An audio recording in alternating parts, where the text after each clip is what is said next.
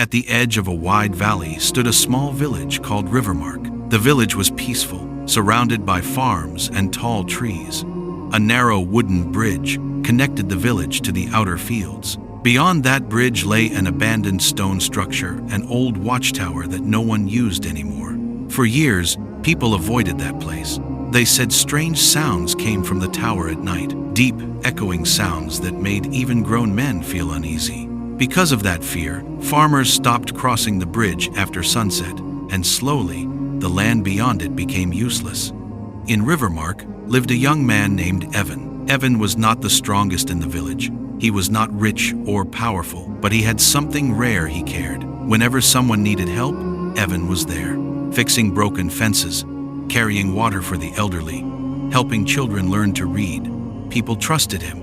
One evening, Evan noticed something strange. Smoke was rising from beyond the bridge, near the old watchtower. It wasn't fire, just thin, dark smoke. He felt uneasy. But like everyone else, he told himself, it's none of my business. That night, trouble began. Animals went missing. Crops near the bridge were destroyed, and the sounds returned loud, frightening echoes that rolled through the valley like thunder. The next morning, the village gathered. It's a monster, someone said. It crushed stones like sand, another added. My grandfather warned us about that place, a third whispered. Fear spread faster than facts. Finally, the village chief spoke. Someone must face it. A tall, muscular man named Bran stepped forward. He was known for his strength and pride. I'll go, he said confidently. Nothing scares me. The villagers felt relief.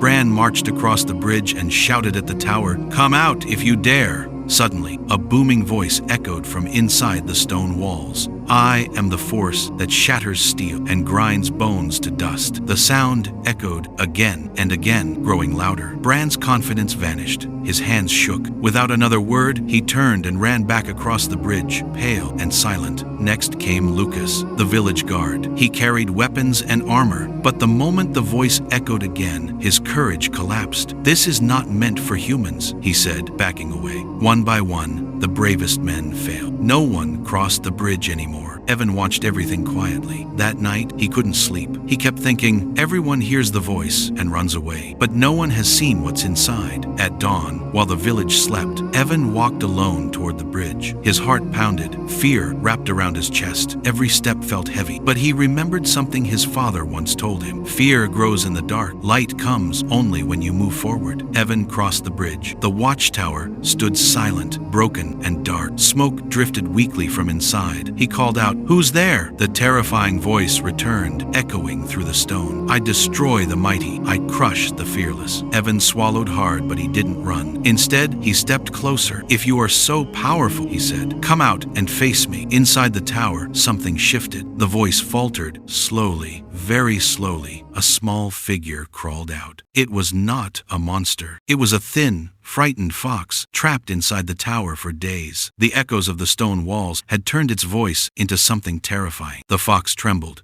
I didn't mean to scare anyone, it whispered. I was afraid, so I hid. The truth hit Evan like a wave.